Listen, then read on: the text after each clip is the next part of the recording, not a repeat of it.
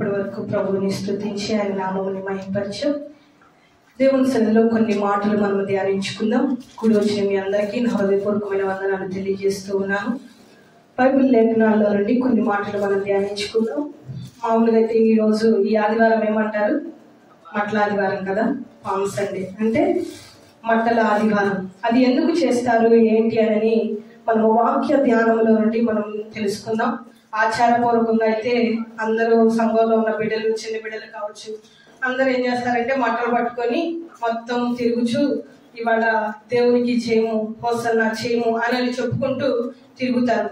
ఇలా ఎందుకు చేశారు, అలా ఎందుకు చేస్తున్నారు అని అంటే, ఆ దినమున యేసు ప్రభు యెరూషలేముకి పస్కా పండుగ ఆచరించడానికై ఆయన యెరూషలేము పట్టణానికి వచ్చినప్పుడు ఆయన ద్వారా మేలులు పొందినవాళ్ళు, గుడ్డివారు బాగుపడ్డారు. ఆ రోజు ఆ యేసు ప్రభు మనుష్య రీతిగా సంచరిస్తూ ఉన్నప్పుడు చెవిటివారు బాగుపడ్డారు, గుడ్డివారు బాగుపడ్డారు, పక్షవాయువు కలిగిన వాళ్ళు బాగుపడ్డారు.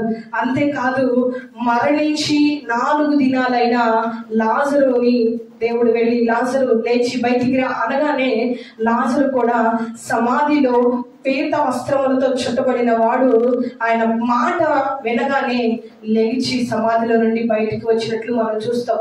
ఇన్ని అద్భుతాలు పొందిన వాళ్ళు ఊరికే ఉంటారా? ఆ దినంలో యేసు ప్రభు కోసం యేసు ప్రభు వస్తాడా? మరి యెరూషలేముకు వస్తాడా? ఎలా అంటే మనం క్రిస్మస్ పండుగ జరుపుకునేటప్పుడు ఏ విధంగా అయితే ఇక్కడ నుండి వేరే పనుల కోసం వేరే ప్రాంతానికి వెళ్ళిన వాళ్ళు మా ఊర్లో పండుగ జరుగుతుంది కాబట్టి మేము మా ఊరికి వెళతామని, ఎలా అయితే పల్లెటూరుల నుండి లేదా వేరే వేరే గ్రామాలకు వెళ్ళిన వాళ్ళందరూ ఆ యెరూషలేముకి వస్తున్నారు. అంటే మన దగ్గర మనం చూస్తున్నాం, మనకి ఎగ్జాంపుల్ గా అర్థమైందని చెప్తున్నారు, మన దగ్గరకు వస్తున్నారు. ఆ దినమున కూడా యెరూషలేముకి ఆ చుట్టుపక్కల ఉన్న వాళ్ళందరూ కూడా ఆ పండగ, పెద్ద పండగ, పస్కా పండుగ, ఆ పండగ ఆచరించడానికి వస్తున్నప్పుడు వాళ్ళలో కొంతమంది మాట్లాడుకుంటూ యేసు ప్రభు కూడా ఈ పండగకి వస్తాడా? ఎందుకనంటే ఆయన ద్వారా మేము మేలులు పొందాం. హల్లెలూయా. ఆయన ద్వారా మాకు కళ్ళు లేకపోతే కళ్ళు వచ్చినాయి. ఆయన ద్వారా ఎన్నో రోగాల నుండి విడుదల పొందాం. ఆయన ద్వారా మేము ఎన్నో అద్భుతాలు చూసాము. ఆయన వస్తే ఆయనని మేము ఘనపరుస్తాం, ఆయనని మేము చూస్తామని వాళ్ళు చెప్పుకుంటూ ఉన్నారు. మరి ఈ దినము ఒక ప్రవచనం అయితే ఆయన గురించి వ్రాయబడింది. ఆ ప్రవచనాన్ని మనం చదువుకొని మన వాక్య భాగంలో ముందుకు వెళదాం. చూడండి, యోహాను సువార్త 12వ అధ్యాయము 13వ వచనం మనం చదువుకున్నట్లయితే,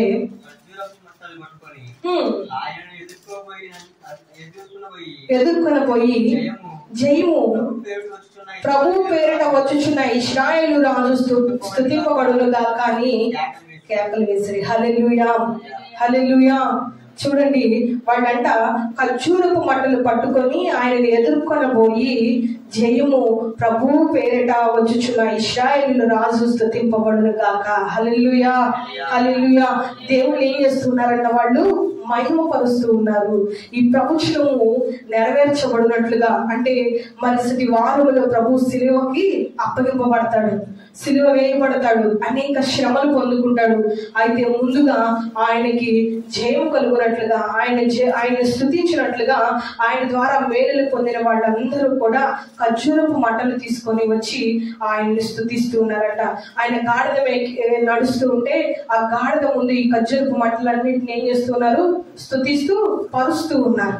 మరి ఈ మాటల ప్రకారము మనం ఆత్మీయంగా మన జీవితాలని మనం కట్టుకోవాలి. మనం కూడా ఖర్జూరపు మట్టలు పట్టుకొని తిరిగి ఏదో దేవుడిని మహిమపరచినట్లుగా హోసన్నా జయము, హోసన్నా జయము, దేవుడు స్తుతింపబడునుగా అని చెప్పి ఈ రోజుతో ముగించేది కాదు. మట్టల ఆదివారం అంటేనో లేదా దేవుడిని స్తుతించడం అంటేనో. కానీ ఈ ఖర్జూరపు మట్టలకు ఉన్న గొప్ప లక్షణాలేవో మన జీవితాలలో మనం నెరవేర్చుకుంటూ, దాని ప్రకారం మన జీవితాలు కట్టుకుంటూ, దాని ప్రకారం మనం ఆత్మీయ జీవితంలో ముందుకు వెళుతూ ఉంటే దేవుడు మన ద్వారా కూడా మహిమ పొందుతాడు. హల్లెలూయా, హల్లెలూయా. అక్కడ దేవుణ్ణి స్తుతించడానికి, జయమని చెప్పడానికి వాళ్ళు పట్టుకున్న మట్టలు ఏంటంట? ఖర్జూరపు మట్టలు. అయితే ఈ రోజు నీవు నేను మనమందరం కూడా దేవుణ్ణి స్తుతించే బిడలుగా, దేవుణ్ణి ప్రతినిత్యము ఆరాధించే బిడలుగా మనం ఉండాలి. ఈ ఒక్క రోజు వాళ్ళు ఆ మట్టలు పట్టుకొని తిరుగుతారు, అవి తీసుకెళ్లి మళ్ళీ ఎక్కడ పడేస్తారు? చెత్త కుండీలోనో చెత్త కుప్పలోనో పడేసి కాల్ చేస్తారు. ఎందుకంటే వాటి ద్వారా ఇంకా తర్వాత ఉపయోగం లేదు. అవునా? అలాగా ఆచారపూర్వకంగా మనం కూడా మంటలు పట్టుకొని ఏదో దేవుణ్ణి స్తుతించాలి ఒక్కరోజే అన్నట్టు మన ఆత్మీయ జీవితాలు ఉండకూడదు. కానీ మన ఆత్మీయ జీవితాలు మనమే ఒక దేవునికి ఈ ఖర్జూరపు చెట్టు ఏ విధంగా అయితే ఉందో ఆ విధంగా మన ఆత్మీయ జీవితాలను కూడా మనం కట్టుకోవాలి. హల్లెలూయా. చూడండి, ఈ ఖర్జూరపు చెట్టుల గురించిన కొన్ని విషయాలు మనం ధ్యానించుకుందాము. మనము ఆ చెట్టు యొక్క లక్షణాలని, ఆ చెట్టుకున్న గుణగణాలని, ఆ చెట్టుకున్న పరిస్థితిని మనం గమనించినట్లయితే ఈ చెట్టు జయ జీవితానికి గుర్తుగా దాన్ని సూచిస్తూ ఉన్నారంట. హల్లెలూయా. అందుకే ఆ మంటలు పట్టుకొని వచ్చి దేవుణ్ణి స్తుతిస్తున్నారు. ఈ ఖర్జూరపు చెట్టు గురించి బైబిల్లో అనేక చోట్ల వ్రాయబడి ఉంది. దీనికి ఎంతటి గొప్ప స్థానం ఇచ్చాడంటే దేవుడు పరలోక రాజ్యంలో మందిరం కట్టబడుతుందని మనం వింటున్నాం కదా. ఆ మందిరపు దిమ్మెల మీద, ఆ మందిరపు గోడల మీద ఈ ఖర్జూరపు యొక్క చెట్టు రూపాన్ని చెక్కినట్లుగా మనం చూస్తున్నాం. హల్లెలూయా, హల్లెలూయా. అంటే ఈ ఖర్జూరపు యొక్క చెట్టు యొక్క ప్రాముఖ్యత ఎంతవరకు బైబిల్లో రాసి ఉంచాడంటే దేవుడు పరలోక రాజ్యంలో కూడా దానికి స్థానము ఉంది. ఈ రోజు నీవు నేను మనమందరం కూడా పరలోక రాజ్యంలో స్థానాన్ని సంపాదించే బిడ్డలుగా మనము మార్చబడాలి. చూడండి, జయ జీవితానికి గుర్తుగా రోజు నీ కుటుంబంలో జరుగుతున్న మేలుల ద్వారా కావచ్చు, అద్భుతాల ద్వారా కావచ్చు, దేవుడు చేస్తున్న కార్యాల ద్వారా కావచ్చు, నీవు జయం పొందుకోవడమే కాదు, కానీ నీ జయం పొందిన దేవునికి, నీకు జయాన్ని ఇచ్చిన దేవునికి కూడా నీవేం చేయాలంట? స్తుతిస్తూ ఉండాలి. హల్లెలూయా. స్తుతించిన నీవు ఆ జయ జీవితాన్ని పొందుకుంటూ ఇంకా అనేకమైన ఆశీర్వాదాలు, అనేకమైన దీవెనలు, అనేకమైన అద్భుతాలు నీ జీవితాలలో జరగాలంటే నీవు కూడా దేవుణ్ణి స్తుతించే బిడ్డగా ఉండాలి. హల్లెలూయా. చూడండి, ఆ ఖర్జూరపు చెట్టు గురించి చెప్తున్న ఒక మాటను మనం చదువుకున్నాం. కీర్తనల గ్రంథం 92వ అధ్యాయము 12వ వచనంలో మనం చూస్తే, కీర్తనల గ్రంథము 92వ అధ్యాయము 12వ వచనంలో, నీతిమంతులు ఖర్జూర వృక్షం వలె మోవేయుదురు. హల్లెలూయా. చూడండి, ఇక్కడ నీతిమంతులు ఎట్లా పోల్చాడంట? ఖర్జూరపు చెట్టు వలె మార్చాడు. ఇక్కడ దానికి ఉన్న ప్రాముఖ్యమైన స్థానం ఏంటంటే, మనము నీతిగా జీవించినప్పుడు ఆ ఖర్జూరపు చెట్టుకి ఎలా అయితే మోవ వేస్తుందో అలా మన జీవితాలు కూడా ఫలభరితమైన జీవితాలలో ఉంటాయి. హల్లెలూయా, హల్లెలూయా. నేను చెప్పేది మీకు అర్థమవుతుందా? దేవుని మాటలు మనం శ్రద్ధగా విందాం. చూడండి, ఒక నీతిమంతుడు ఏ విధంగా ఉంటాడంటే ఖర్జూరపు చెట్టును పోలి ఉంటాడని కీర్తనాకారుడు చెప్తూ ఉన్నాడు. మరి నీతిని అనుసరించే నీవు, బైబిల్ ఏమని చెప్తుందో తెలుసా? నీతిమంతుడు 7 మార్లు పడినా కూడా వాడు ఏం చేస్తాడంట? 7వ మారు లెగుస్తాడు. నీ జీవితం ఎన్నిసార్లు నేను అడుగు వేసినా, ఎన్నిసార్లు నేను వ్యాపారంలో అడుగు పెట్టినా, ఎన్నిసార్లు నేను ఏది చేసినా కలిసి రావట్లేదు, నాకు ఎదురవుతున్నాయి, అన్ని శ్రమలు ఎదురవుతున్నాయి, ఇబ్బందులు ఎదురవుతున్నాయి, ఇరుకే ఎదురవుతుందని నువ్వు అనుకోవచ్చు. కానీ ప్రభు అంటాడు, నీతిమంతుడు 7 మార్లు పడినను 7వ మారు కూడా ఆయన లేపుతాడట. ఆ మాటని చదువుతాను చూడండి. పక్కనే సామెతల గ్రంథము 24వ అధ్యాయం 16వ వచనంలో ఉంటుంది.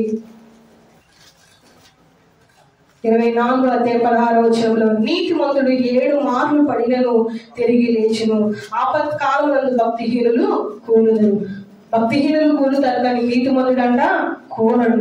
మనం ఈరోజు ఖర్జూరపు చెట్టు ఏ విధంగా అయితే నీతిని అనుసరిస్తూ దానికి సూచనగా కనపడుతుందో, ఈరోజు నీవు నేను మనమందరం కూడా నీతిని అనుసరించే బిడ్డలుగా మార్చబడాలి. నీతి మన జీవితాలలో మరి అది అలవాటుగా మనం చేసుకోవాలి. నీతి అంటే ఏదో తెలుసా? మరి ఆ దినమున నోవాహు దినాలలో మనం చూస్తే ఆ ప్రాంతంలో ఉన్న పాపాన్ని చూసి, ఆ ప్రాంతంలో ఉన్న చెడుతనాన్ని చూసి దేవుడు సహించలేక ఒక్కసారి వీరందరినీ కూడా నీటి ద్వారా నేనేం చేయాలి? నాశనం చేయాలనుకుంటున్నాను, తుడిచిపెట్టి వేయాలనుకుంటున్నాను. నేను ఎంత వెతికినా ఒక్కడు కూడా మంచివాడు అనేవాడు నాకు కనిపించట్లేదు, దొరకట్లేదని దేవుడు నాశనం చేయాలనుకుంటున్నప్పుడు ఒకే ఒక కుటుంబం, ఒకే ఒక వ్యక్తి కనపడ్డాడు. ఎవరంట? నోవాహు. ఆయన నీతిని బట్టి తన కుటుంబాన్ని రక్షించి ఆయనతో చెప్తున్న మాట ఏంటంటే, ఇదిగో 40 దినములు ప్రచండమైన వర్షం భూమి మీద కురిపిస్తున్నాను, 40 పగళ్ళు 40 రాత్రులు వర్షం పడుతుంది. ఈ వర్షం ద్వారా ఇక్కడున్న ప్రజలందరినీ కూడా నేను తుడిచిపెట్టి వేస్తాను, ఒక్కరు కూడా ప్రాణాలతో ఉన్నారు. కాబట్టి నువ్వు ఒక్కడినే నాకు నీతిపరుడుగా కనపడుతున్నావు. నీ కుటుంబం ఒక్కటే నీతిమంతురాలి కుటుంబంలా కనపడుతుంది. కాబట్టి నీ కుటుంబం కొరకు ఓడని తయారు చేసుకో. హల్లెలూయా. నీతిమంతుడు నీతిమంతుల మీదకి ఆపదని ప్రభు రానివ్వడట. నీతిమంతుల మీదకి ఏ కార్యము కూడా, ఏ దుష్టుడు కూడా చొరబడడానికి అవకాశాన్ని దేవుడు ఇప్పుడు. అందుకని నీతిమంతులని మనం ఏం చేయాలంటే మన జీవితంలో నీతిని అనుసరించి నడుచుకునే వారిగా మన జీవితాలు మనము కట్టుకోవాలి. దేవునిలోకి రాకమునుపు మనం ఎలా బతికామో పక్కన పెడితే దేవునిలోకి వచ్చినాక యథార్థవంతులుగా, నీతివంతులుగా మనం తీర్చిదిద్దబడాలి. హల్లెలూయా, హల్లెలూయా. తన యథార్థతను బట్టి, తన నీతిని బట్టి యోబు సమస్తమును కోల్పోయాడు. సమస్తము పోగొట్టుకున్నప్పటికీ కూడా ప్రభు ఏం చేశాడో తెలుసా? రెండింతల ఆశీర్వాదాన్ని ఇచ్చాడు. హల్లెలూయా, హల్లెలూయా. మరి ఈ రోజు నీవు నేను మనం అందరం కూడా నీతిమంతుల వలె ఖర్జూరపు చెట్టు ఏ విధంగా అయితే ఎదుగుతుందో అలాగా నీతిని అనుసరించే వారిగా ఉండాలి. అంతేకాదు, చూడండి, ఖర్జూరపు చెట్టుకున్న లక్షణం ఏంటో తెలుసా? అది సౌందర్యానికి గుర్తు. మనం అప్పుడప్పుడు చూస్తూ ఉంటాం కదా, ఇళ్లలో చిన్న చిన్న చెట్లు పెంచుకుంటూ ఉంటాం. ఆ ఖర్జూరపు చెట్టు అంటే తెలుసు కదా, ఈ తాటి చెట్లు, కొబ్బరి చెట్లు అన్ని ఒకే రకంగా ఉంటాయి. ఈ మధ్య వాటి కాయలు లేకుండా చిన్న చిన్నవి షో కేసుల్లో పెట్టుకోవడానికి ఇచ్చారు. అంటే వాటి యొక్క సౌందర్యమును ఏ విధంగా ఉంటుందంటే, దేవుని మందిరాన్ని నిర్మించడానికి కూడా అలంకారానికి స్తంభాల మీద, వాటన్నిటి మీద ఖర్జూరపు యొక్క మట్టలని గుర్తుగా వేశాడంట. ఆ మాట హెజ్కేలు గ్రంథంలో ఉంటుంది, చదవండి. హెజ్కేలు గ్రంథం 40:16 మనం చూస్తే అక్కడ ఒక మందిరం నిర్మించబడుతుంది. దర్శన రీతిగా హెజ్కేలు గారు చూస్తూ ఉన్నారు ఆ మందిరాన్ని. ఆ మందిరపు గోడలన్నిటి మీద ఖర్జూరపు యొక్క కొమ్మలని, ఖర్జూరపు యొక్క చెట్టుని పోలిన ఒక అలంకార రూపమైన అలంకారాన్ని ఇస్తూ ఉన్నాడు. చూడండి, చదవండి. హెజ్కేలు గ్రంథం 40 హెజ్కేలు గ్రంథం 40:16 మనం చదువుకుందాం. చూడండి.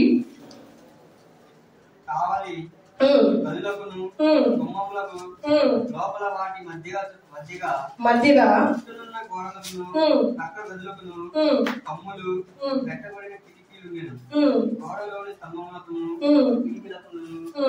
ప్రతి స్తంభము మీదను ఖర్జూరపు చెట్లు రూపింపబడి వెళ్ళారు. హల్లెలూయా, హల్లెలూయా.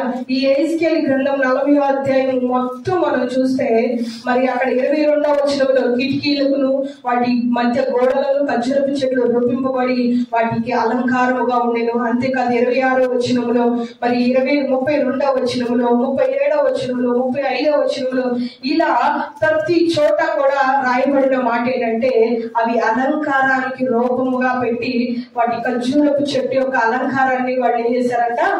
గోడల మీద వేశారు. అంటే సౌందర్యానికి గుర్తుగా ఇక్కడ ఖర్జూరపు యొక్క చెట్టు మనకి కనబడుతూ ఉంది. ఇక్కడ మనం బైబిల్లో మనం చూస్తే చాలండి, చూడండి, మన నా కళ్ళి చూడండి, మీకు మాట్లాడుతూ అవుతాయి. మరి ఆ చెట్టు అంత సౌందర్యంగా ఉంది. దేవుని మందిరం మీద దాని రూపం ఒక నిర్మించబడుతుంది అని అంటే దేవుడు దానిని మెచ్చుకున్నాడు, దానిని ఆశీర్వదించాడు. దాని యొక్క సౌందర్యం దేవునికి కూడా ఇష్టంగా ఉంది. ఈ రోజు మరి ఖర్జూరపు చెట్టులో నుండి మనం నేర్చుకున్న అనుభవంలో మనము కూడా దేవుని రూపంలో చెక్కబడిన వారము, దేవునికి ఇష్టమైన వారిగా మార్చబడుతున్న వారము. ఇహలోకపరమైన సౌందర్యాన్ని మనం పులుముకున్నంత మాత్రాన, మనం పెట్టుకున్నంత మన సౌందర్యంగా తీర్చబడం. కానీ బైబిల్ ఏమని మనం చదివిస్తుందంటే, మీరు అంతరంగ ముందు చదవండి, పేతురు పత్రిక 3 ఉంటుంది. అక్షయమను గుణమగు అలంకారము మీకు అలంకారంగా ఉండాలని దేవుని యొక్క లేఖను సెలవిస్తుంది. చూడండి, పేతురు పత్రిక 3 అటువలే స్త్రీలారా, మీరు మీ స్వపురుషులకు లోబడి ఉండుడి. అందువలన వారిలో ఎవరైనా వాక్యములకు అవిధేయులైతే వారు భయముతో కూడిన మీ పవిత్ర ప్రవర్తనను చూచి వాక్యము లేకుండానే తమ భార్యల నడవడి వలన రాబట్టవచ్చును. జడలు అల్లుకొనుటియు, బంగారు నగలు పెట్టుకొనుటియు, వస్త్రములు ధరించుకొనుటియు, వెలుపటి అలంకారము మీకు అలంకారముగా ఉండగా సాధువైనట్టు మృదువైనట్టు గుణములు అక్షయ అలంకారము గల మీ హృదయము అంతరంగ స్వభావం మీకు అలంకారముగా ఉండవాలని. హల్లెలూయా, హల్లెలూయా. జాగ్రత్తగా ఈ మాటలు గమనించినట్లయితే ఇక్కడ స్త్రీ పురుషుడు అనే భేదము లేకుండా ఆయన చెప్తున్న మాట ఏంటంటే, నీ స్వాభావికంగా నీ బుద్ధి అయితే, స్వబుద్ధి అయితే ఉందో దానిని బట్టి నువ్వు మారయ్యా, నువ్వు మార్చుకోయా, నీ బ్రతుకులు మార్చుకోయా, ఇక దేవుని దగ్గరికి వెళదాం రాయా అని స్త్రీలు పురుషులకి చెప్పనవసరం లేదంట. కానీ అక్కడ వాళ్ళు దేనిని చూసి వాళ్ళు మార్చబడతారంటే, నీ యొక్క పవిత్ర ప్రవర్తనని చూసే వాళ్ళు మారతారు. నీ కుటుంబంలో ఎవరైనా కావచ్చు, స్త్రీ పురుష అనే భేదము లేకుండా నీ యొక్క జీవితాన్ని చూసి ఎదుటి వ్యక్తి మార్చబడాలంటే నీలో అంతరంగంగా స్వాభావికంగా సౌందర్యం ఉండాలి. పైకి కనబడే రూపము సౌందర్యంగా ఉండడం కాదు. పైకి కనబడే రూపానికి బంగారం తగిలించుకోవడం, జడలు అనుకోవడం, ఇదిగో నేను పలానా జడ వేసుకుంటే, ఇదిగో నేను ఇలా హెయిర్ స్టైల్ చేసుకుంటే నేను చక్కగా కనపడతాను కాబట్టి ఎదుటి వ్యక్తికి నేను నచ్చొచ్చేమో అని కాదు, కానీ నీ అంతరంగంలో అక్షయమైన గుణమైన అలంకారమును ధరించుకోవాలంట. అంటే మృదువుగా లోబడిపోవాలి, మృదువుగా మాట వినాలి, మృదువుగా ఎదుటి మనిషిని ప్రేమించే గుణము నీలో ఉండాలి. హల్లెలూయా, హల్లెలూయా. నేను ఎంత అందంగా రెడీ అయితే మాత్రం అబ్బా తన నోరు తెలిసిందంటే మాత్రం గబ్బు, వాడు నోరా నాయనో వాడితో మనం పెట్టుకోలేమని అంటే వాడి స్వబుద్ధిని అక్కడ తెలిసినప్పుడు వాడు ఎంత అందంగా ఉన్నా మాత్రం వాడు ఎవరికి కూడా నచ్చడు. తన ఎంత అందగత్త అయినా, ఎన్ని బంగారు నగలు పెట్టుకున్నా, తల మొదలుకొని కాలు వరకు మొత్తం బంగారం దిగదించిన తన నోరు మంచిది కానప్పుడు ఎవరైనా తనతో మాట్లాడతారా? ఇష్టపడతారా? ఇష్టపడరు. ఎందుకనంటే స్వాభావికంగా తన బుద్ధి మంచిది కాదు. అందుకే ఆయన ఏమంటున్నాడంటే, మీరు పై రూపాన్ని బట్టో పై అలంకారాన్ని బట్టో అందంగా తీర్చబడడం కాదు, కానీ మీ అందము మీ సౌందర్యం ఎలా ఉండాలంటే మీది అక్షయమైన అలంకారము, మీ హృదయపు అంతరంగ స్వభావం అలంకారంగా ఉండాలి. పైకి కనపడే రూపాన్ని బట్టి అందంగా కాదు. చాలా మంది అంటారు కదా, నేను తన హృదయాన్ని చూశాను, నేను అయిపోయి హృదయాన్ని చూశాను, అయిపోయి చాలా మంచోడు. ఎలా తెలుస్తుంది మంచోడు అని? ఎలా తెలుస్తుంది ఆమె మంచిది అని? తనతో నువ్వు మాట్లాడితే, తన స్వభావం నీకు తెలిస్తే, నీ మంచి చెడు తను గ్రహిస్తే. చూడండి, ప్రభు కూడా ఒక సేవకులతో, ఒక బైబిల్లో ఒక సేవకులతో చెబుతున్న మాట ఏంటో తెలుసా? నా మంచితనం అంతా కూడా నేను నీకు చూపిస్తాను, నువ్వు భయపడవద్దు. ప్రభు నిజంగానే ఆయన మంచితనం అంతా చూపిస్తున్నాడు. ఎందుకో తెలుసా? నీవు స్వాభావికంగా తల్లి గర్భముల నుండి వచ్చినప్పుడు నుండి నువ్వెవరివి? పాపము చేసిన వాళ్ళము. మనము ఏదో పాపం చేస్తే పాపులం అయిపోం, కానీ జన్మ కర్మ పాపముల ద్వారా మనము పాపులమే. అయినప్పటికీ అంతటి దేవుడు, మహాదేవుడు ఈరోజు నిన్ను నన్ను ప్రేమించి మన మధ్యకి వచ్చి నీకేం అవసరం ఉందో, నీ అక్కరేంటో, నీకే బాధ ఉందో, నీ హృదయాంతరంగంలో దేని గురించి వేదన చెందుతున్నావో ఆ వేదన అంతటితో మాట్లాడడానికి మన తల్లిదండ్రులే పట్టించుకోవట్లేదే, మన బంధువులే పట్టించుకోవట్లేదే, మన రక్త సంబంధికులే పట్టించుకోవట్లేదే, మన ఇరుగు పొరుగు అసలు అంత దూరం ఎందుకు? మన భర్త నీ హృదయంలో ఏ బాధ ఉందని అడగగలుగుతున్నాడా? ఒక భార్య భర్తను అడగగలుగుతుందా? కుటుంబంలో ఉన్న అన్న చెల్లెలు, అక్క తమ్ముడు, ఇలా నువ్వు దేని గురించి బాధపడుతున్నావు అని అడగలుగుతున్నారా? అడగలేని పరిస్థితిలో దేవుడు ప్రేమించి నా మంచితనం అంతా నీకు చూపిస్తాడు. నువ్వు ఎందుకు కవర్ పడుతున్నావు? నువ్వు ఎందుకు భయపడుతున్నావు? పదా నువ్వు ముందుకు నడు అని మోషే గారితో ప్రభు చెప్తూ ఉన్నాడంట. హల్లెలూయా. ఎందుకనంటే తను దేవునికి స్వాభావికంగా ఇష్టమయ్యాడు. మిక్కిలి సాత్వికుడు, వినయం కలిగిన వాడు, దేవుని మాటకు లోబడుతున్నాడు, ఏది చెప్తే దానికి తల వంచి నడుస్తూ ఉన్నాడు. అన్ని లక్షల మంది ప్రజలని నడిపించడానికి మోషే ఎందుకు ఎన్నుకున్నాడంటే మోషే మిక్కిలి సాత్వికుడు. హల్లెలూయా. ఎక్కడ కోపం రావట్లేదు, ఎక్కడ కూడా వెదురు తిరిగే గుణము లేదు, ఎక్కడ కూడా నువ్వు నాకు చెప్పేది ఏంటనే గుణము లేదు. ఎక్కడ అంతమంది ప్రజలు నీళ్ల కోసం, తిండి కోసం, ఆహారం కోసం ఇసుకిస్తున్నా కూడా ఎక్కడ కూడా అసహనం అనేది ఆయనకి కలగట్లేదంట.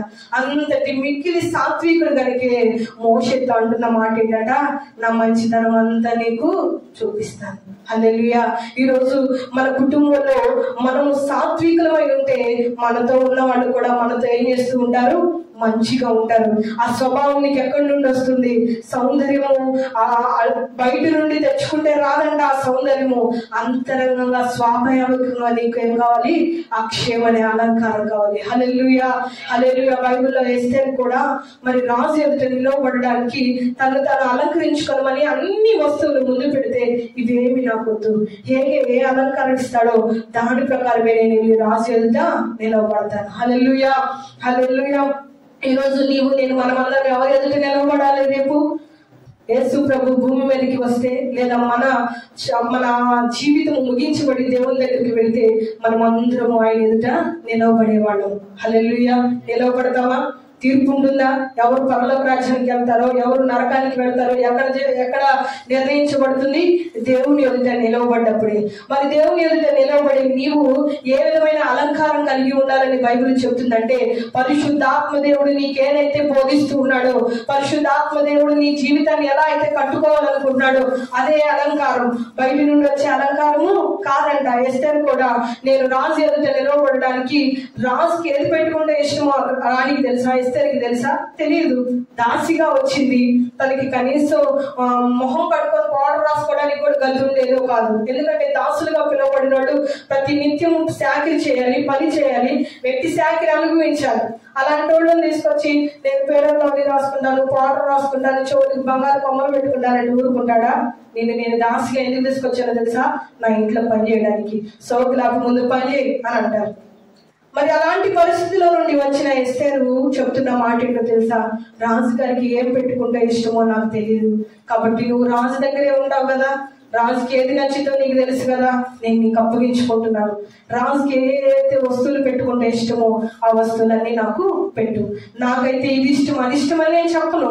నీకు ఏది నచ్చితో, నేను ఆయన ఎదుట నిలబడ్డప్పుడు నేను అందంగా ఎలా కనపడతానో నీవు నన్ను అలంకరించని ఏగే చేతికి అప్పగించుకుంటే, ఆయన రాజుకి ఏ విధంగా అయితే ఇష్టమో, రాజుకి ఏ విధంగా ఉంటుందో నచ్చిందో అవన్నీ పోయి, అయ్యా రాజు ఒక అమ్మాయి ఇలా కోరుకుంటుంది, నువ్వు చెప్తేనే నేను పెట్టుకుంటాను, ఈ వస్తువు పెట్టుకోవచ్చా లేదా అని నన్నే అడుగుతుంది. మరి ఏ వస్తువులు ఇవ్వమంటే అంటే రాజు కొన్నింటిని ఏరి ఇచ్చాడంట.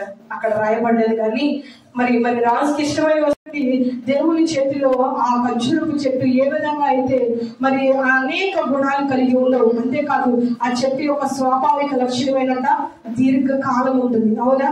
తాటి చెట్లు, కొబ్బరి చెట్లు ఎన్నో సంవత్సరాల తరబడి ఉంటాయి. వెంటనే చనిపోయేవి కావు. నీళ్లు ఉన్నా లేకపోయినా సంవత్సరాల కొద్ది అవి ఏం చేస్తూ ఉంటాయి? బతుకుతూనే ఉంటాయి. ఈరోజు మనము కూడా ఖర్జూరపు చెట్టును పోలిన మన జీవితాలు, ఆయన అకస్మాత్తుగా మరణానికి అప్పగించే దేవుడు కాదు, అకస్మాత్తుగా శ్రమలకు అప్పగించే దేవుడు కాదు. కానీ ఆయన అంటున్నాడు, యెహోవా యందు భయభక్తులు కలిగిన వారిని దీర్ఘాయువు చేత నేను వారిని నింపుతాను. హల్లెలూయా. చూడండి, సామెతల గ్రంథంలో ఆ మాట ఉంటుంది. సామెతల గ్రంథము 10వ అధ్యాయం 27వ వచనాన్ని మనం చదువుదాం. చూడండి,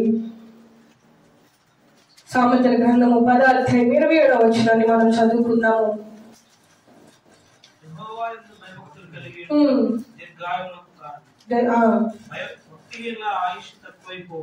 చాలండి. చూడండి యెహోవాను భయభక్తులు కలిగిన వాళ్ళేమో దీర్ఘాయువు చేత నింపబడతారంట. భక్తిహీనుల ఆయుష్ ఏమైపోతుంది? తరిగిపోతుంది, తక్కువైపోతుంది. నిజమే, నీవు దేవుని యందు భయభక్తులు కలిగి ఉంటే నిత్యము దేవుని యొక్క కాపుదల నీకు అనుగ్రహించబడుతుంది. భక్తిహీనుల ఆయుష్ ఎట్లా పోతుందో, ఏ యాక్సిడెంట్ ద్వారా పోతుందో, ఏ తలనొప్పి ద్వారా పోతుందో, ఏ కాళ్ళ నొప్పి ద్వారా పోతుందో, దీన్ని కూడా చనిపోయారా అన్నట్లుగా వారి యొక్క మరణం అకస్మాత్తుగా సంభవిస్తుందంట. కానీ దేవుని యందు భయభక్తులు కలిగిన వారికి మాత్రం ఎలా ఉంటుందంట? దీర్ఘాయువు. వాళ్ళు అనేక సంవత్సరములు కూడా వాళ్ళు ఏం చేస్తూ ఉంటారు? బ్రతుకుతారు. అందుకని బైబిల్ అంటుంది, ఆ చెట్టు ఏ విధంగా అయితే దీర్ఘకాలం ఉంటుందో అలాగనే యెహోవా యందు భయభక్తులు కలిగి ఉన్న మీ జీవితం కూడా దీర్ఘాయుషుతో నింపబడుతూ ఉంది. ఇలా మనం ఈ మండలాది వారమున ఈ ఖర్జూరపు చెట్టు యొక్క కొన్ని లక్షణాలను బట్టి మన ఆత్మీయ జీవితాలలో కూడా అదే విధంగా మనం అలవాటు చేసుకుంటూ దాని యొక్క గుణగణాలని మన జీవితాలలో అలవర్చుకుంటూ ఉంటే దేవుణ్ణి స్తుతించే ఆ స్థానంలో మన జీవితాలు ఉంటాయి. ఆ మంటల స్థానంలో ఎవరి జీవితాలు ఉంటాయంట? మన జీవితాలు ఉంటాయి. మన ఆత్మీయ జీవితాలు, మనలో కలుగుతున్న ప్రతి మేలును బట్టి దేవుణ్ణి మనం స్తుతిస్తూ ఉంటాం. నిన్ను చూసిన వారు కూడా అబ్బా, ఒకప్పుడు తన జీవితం, ఒకప్పుడు వాళ్ళ కుటుంబం ఎన్ని శ్రమల పాలైందో, ఎన్ని ఇబ్బందులు ఎదుర్కొందో, ఎంత కష్టం ఎదుర్కొందో, ఎన్ని ఆర్థిక లేవులు ఎదుర్కొందో, కానీ ఈ రోజు దేవుడు వారిని ఆశీర్వదించాడని నువ్వు చెప్పడమే కాదు, నిన్ను చూసిన వారు కూడా చెప్తారు. హల్లెలూయా. ఎందుకు పెట్టారంటే ఇక్కడున్న ఈ చెట్టుకున్న లక్షణాలన్నీ నీ జీవితంలో నీవు కూడా అలవర్చుకోవాలి. ఆ చెట్టుకున్న లక్షణము నీతిని పోలి నడుస్తుంది, అంతేకాదు సౌందర్యంగా ఉంటుంది, అంతేకాదు దీర్ఘకాలం ఉంటుంది, ప్రభు చేత ఆశీర్వదించబడింది. ఎందుకనంటే పరలోక రాజ్యంలో దానికంటూ ఒక స్థానము ఉంది. ఆ మాటని చదువుకుందాం. చూడండి, ప్రకటన గ్రంథములో మనం చూస్తే ప్రకటన గ్రంథం 7వ అధ్యాయం 9వ వచనములో పరలోక రాజ్యము మందిరము పైన దాని యొక్క రూపం చెక్కబడినట్లుగా మనం చూస్తూ ఉన్నాం. 7వ అధ్యాయం 9వ వచనం.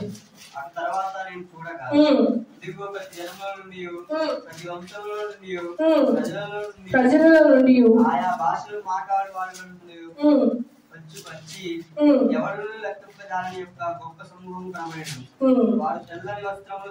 ధరించుకుని వారి ఖర్జూరపు మంటలు చేత పట్టుకొని సింహాసనం ఎదుట గొర్రెపిల్ల ఎదుట నిలవబడి హల్లెలూయా హల్లెలూయా. పరలోక రాజ్యములు ఏం చేస్తున్నారంట?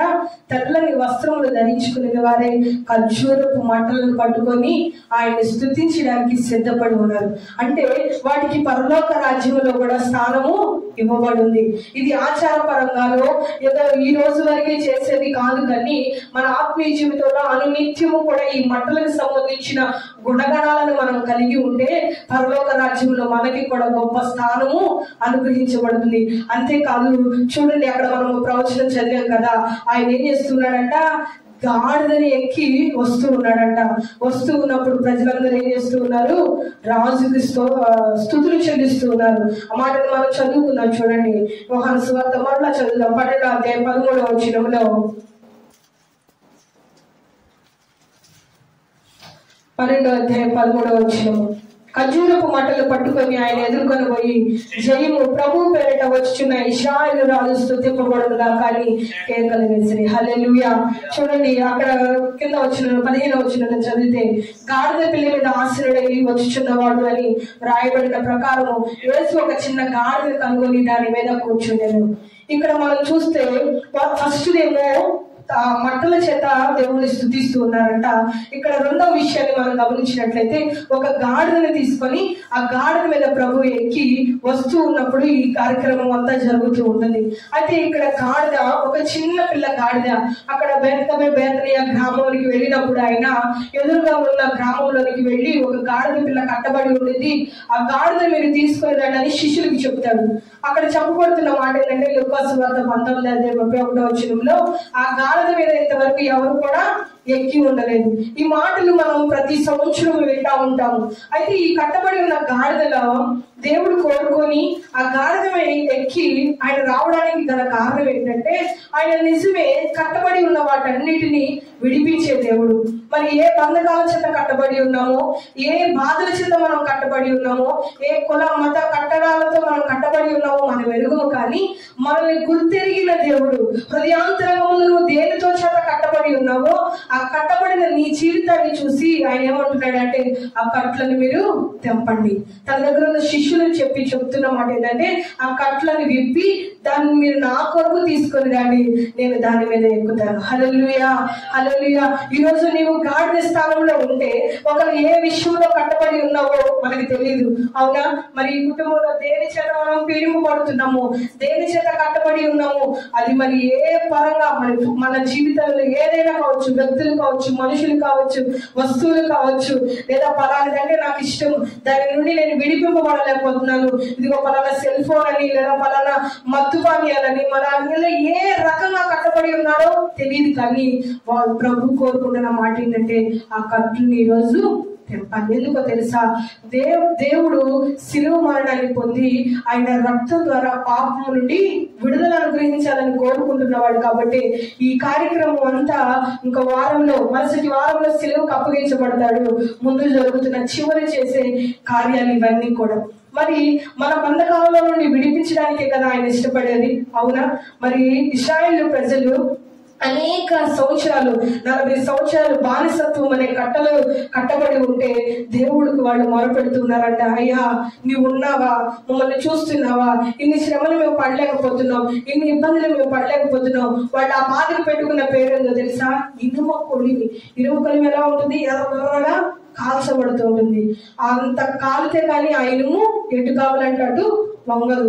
ఆ విధంగా ఈ శ్రమలను మేము భరించలేకపోతున్నాం, ఈ ఇబ్బందులను మేము భరించలేకపోతున్నాం, మమ్మల్ని ఈ బాధ నుండి విడిపించారంటే ఇశ్రాయేలు ప్రజలను విడిపించాడంట. హల్లెలూయా, హల్లెలూయా.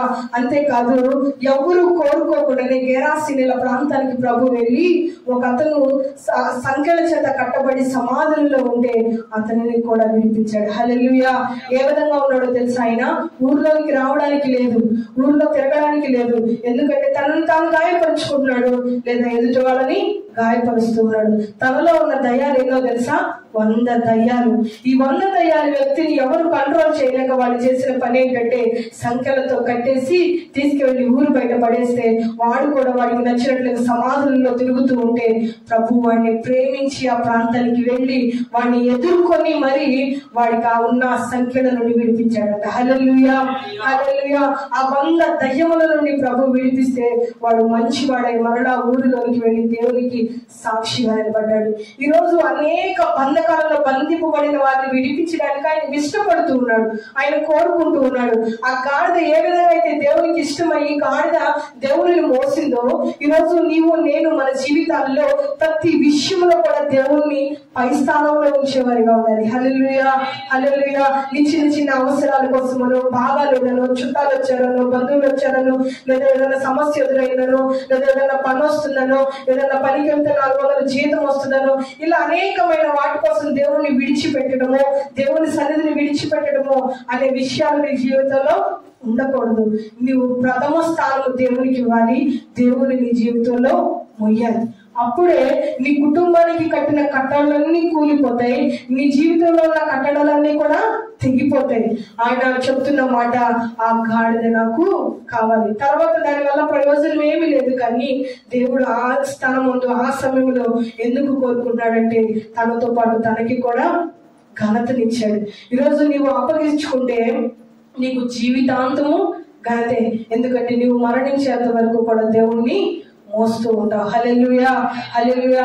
ఎక్కడ కూడా బరువు అయ్యడను, భారమైనను, ఈ భక్తి మనం చేయలేవులే, అంత దూరం మనం వెళ్ళలేవులే, ఆడికి వెళ్తే అట్ట అంటున్నారు ఇట్ట అంటున్నారు అనే ఆలోచన నీలో కలిగి దేవుణ్ణి దింపేసేవనుకో, లోకంలో ఉన్నప్పుడే బాగుంది, శ్రమలో బొమ్మలో ఇబ్బందులు ఏదో ఏదో మొదలు తినేవాళ్ళం, నెక్స్ట్ వచ్చినట్లుగా తిరిగేవాళ్ళం. ఈ ప్రార్థనకు వచ్చిన కాడండి అది చేయకూడదు, ఇది చేయకూడదు, అది మాట్లాడకూడదు, ఇది మాట్లాడకూడదు, అలా ఉండకూడదంట, ఇలా ఉండకూడదంట, ఈ బట్టలు వేసుకోకూడదంట, ఆ బట్టలు అని ప్రతి చిన్నదానికి దేవుణ్ణి విడిచిపెట్టకుండా దేవునికి ప్రథమ స్థానం ఇవ్వాలి. వీటన్నిటిని ఏం చేయాలి?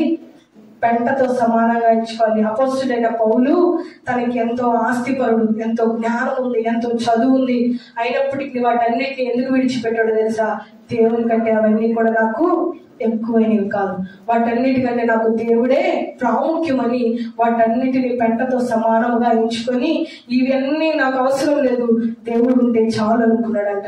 ఈరోజు మన జీవితాలలో మనం దేవుని కోసం గొప్ప స్థానం ఇవ్వాలి. మోషేని కూడా మనం గమనిస్తే ఫరో రాజుకి కూతురికి కొడుకుగా పెరిగాడు. ఆయన 30 సంవత్సరాలు ఆయన ఎట్లా పెరిగాడంట? 40 సంవత్సరాలు ఫరో కూతురికి రాజుగా పెరిగాడు. అంటే ఫరో రాజ్యం మీద ఆయన అధికారం ఉంది. ఆయన కూర్చోమంటే కూర్చుంటారు, లెగమంటే లెగుస్తారు. ఆయనకి అంతటి ఘనత. మరి ఆ అంతటి రాజు అంటే ఇప్పుడు మనం చేస్తే మన సీఎంలు ఎలా ఉంటారో అంతటి స్థానం. మరి అంతటి స్థానాన్ని విడిచిపెట్టి ఆయన ఏమంటాడంటే దేవుని ప్రజలతో శ్రమ అనుభవించట నాకు మంచిది. హల్లెలూయా, హల్లెలూయా. ఇదిగో ఈ ధనానికి నేను వారసుడిగా ఉన్నట్టు కంటే నా ప్రజలతో శ్రమ పొందడం నాకు ఇష్టం. ఈరోజు దేనిని బట్టి దేవుణ్ణి విడిచిపెట్టాలనుకుంటున్నాం, దేనిని బట్టి దేవునికి దూరం అయిపోవాలనుకుంటున్నాం? డబ్బును బట్టా, లేదా వేరే వేరే పరిస్థితులను బట్టా? వాటిని బట్టి దేవుణ్ణి విడిచిపెడితే దేవుని యొక్క సన్నిధిలో నీవు తర్వాత ఎంత ఆశీర్వాదం కావాలని కోరుకున్నా, దేవా నేను తప్పు చేశానని ఆయన పాదాల మీద పడ్డా నీకు క్షమాపణ అనేది దొరకదంట. ఏసావు దేవుని విడిచిపెట్టి వెళ్ళిన తర్వాత తన తప్పు తెలుసుకొని దేవుని దగ్గరకు వచ్చి దేవుని దగ్గర బ్రతిమలాడుకుంటున్నాడంట. కానీ దేవుని ఆశీర్వాదం అతనికి దొరకలేదు.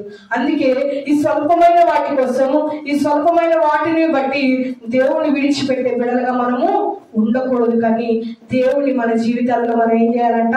స్తుతించాలి, ఆరాధించాలి, ఘనపరచాలి. గాడిద ఏ విధంగా అయితే దేవుణ్ణి మోసిందో అదే విధంగా మన జీవితం అన్ని విషయాల్లో కూడా దేవుణ్ణి మోసే అనుభవాల్లో మనం నడిపించబడాలి. హల్లెలూయా, హల్లెలూయా. ఆ అనుభవాలలో నడిపించబడ్డప్పుడు నీవు మోహం పొందటమే కాదు, నీ ద్వారా దేవునికి కూడా మహిమ కలుగుతుంది. బైబిల్ ఏమని సెలవిస్తుందంటే, మరి అంటే మనుషులని ఎందుకు నిర్మించుకున్నాడంటే దేవుణ్ణి మహిమపరచడం కోసం. మరొకటి ఏది కూడా లేదు. నీవు భూమి మీద ఆస్తిని సంపాదించుకుంటావు, ఎంతమంది పిల్లల్ని కంటావు, వాళ్ళకి పెళ్లిళ్ళు చేస్తావు, వాళ్ళకి ఆస్తిని సమకూరుస్తావు, వాళ్ళని చదివిస్తావు. దీనికోసం దేవుడు మనుషుల్ని సృష్టించలేదు. కేవలం ఒకే ఒక కారణం ఏంటంట? దేవుణ్ణి స్తుతించడానికి. దేవుని స్తుతించడానికి ఎవరు లేక మనల్ని సృష్టించాడు దేవుడు? కాదు. కొన్ని కోట్ల సైన్యము దేవదూతల ద్వారా ప్రతిరోజు కూడా ఆయన ఏం చేస్తున్నాడు? స్తుతింపబడుతున్నాడు. పరిశుద్ధుడు, పరిశుద్ధుడు, పరిశుద్ధుడు అని దేవదూతలు ప్రతిగానాలు చేస్తూ ఉన్నారంట. మరి అందరి స్తుతి చాలక ప్రభు మనల్ని సృష్టించింది ఆయన స్వరూపంలో చేసుకొని వీరి ద్వారా నేను మహిమ పొందాలి. హల్లెలూయా. వీరి ద్వారా నేను ఘనత పొందాలి. హల్లెలూయా. వీరి ద్వారా నా నామం అన్ని జనుల ఎదుట, లోకస్తుల ఎదుట మహిమపరచబడాలని నన్ను ఏర్పరచుకొని ఆయన రూపంలో మనల్ని నిర్మించుకున్నాడంట. ఇక్కడ మనం చేయవలసింది ఏంటంటే దేవుణ్ణి స్తుతించే బిడ్డలుగా, దేవునికి జయాన్ని ఆపాదించే బిడ్డలుగా మనము మార్చబడాలి. ఈ మంటలాదివారం జరిగే కార్యక్రమంలో మనం ఈ ఆరాధనలో మనం తెలుసుకున్నది ఏంటంటే, వాళ్ళు మంటలు పట్టుకొని ఆరాధిస్తూ స్తుతిస్తూ ఆయన గాఢద మీద ఎక్కి వస్తూ ఉంటే వాళ్ళ వస్త్రాలు పరిచి మరి వాళ్ళు పట్టుకున్న మంటలతో దేవుణ్ణి స్తుతిస్తూ ఉంటారు. ఇక్కడ జరిగేదంతా మరి ఈ ఆదివారము, ఈ ఒక్క ఆదివారమే అలాగ చేయడమా మరి అని మనం గమనించినట్లయితే ఈ ఒక్క ఆదివారం చేసి ఊరుకునేది కాదు. కానీ ప్రతి ఆదివారం కూడా మనం ఏం చేయాలి? స్తుతిస్తాం. ప్రతి రోజు స్తుతించాలి, ప్రతి క్షణము స్తుతించాలి. ప్రతి నిమిషము మనము ఒక్క సెకండ్ కూడా విడిచిపెట్టకుండా మోకరించి ప్రార్థన చేస్తేనే ప్రార్థన కాదు, గదిలోకి వెళ్ళి ప్రార్థన చేస్తేనే ప్రార్థన కాదు, మందిరానికి వచ్చి ప్రార్థన చేస్తేనే ప్రార్థన కాదు. నువ్వే పని చేసుకుంటున్నా నీకు ఒకవేళ జయం కలగట్లేదా, ఒకవేళ బాధ ఎదురవుతుందా, భర్త ద్వారా శోధన ఎదురవుతుందా, లేదా కుటుంబ సభ్యుల ద్వారా సమస్య ఎదురవుతుందా, దేవునికి స్తోత్రాలు చెప్పు. ప్రభువా ఈ బాధ నుండి నన్ను విడిపించు, ఈ సమస్య నుండి నువ్వే పని చేసుకుంటున్నా, ఎక్కడ ఉన్నా ఏ మార్గంలో నడిపించబడుతున్నా దేవునికి స్తుతి మాత్రము తగ్గొద్దు. దేవుడు నిశ్చయముగా మన జీవితాన్ని గొప్ప స్థానంలో ఆశీర్వదిస్తాడు. హల్లెలూయా, హల్లెలూయా. మోకరించింది మనమందరం కూడా ప్రార్థన చేసుకుందాం. దేవుని స్తుతించే బిడ్డలుగా, దేవుని ఆరాధించే బిడ్డలుగా ఈరోజు మరి వాక్యం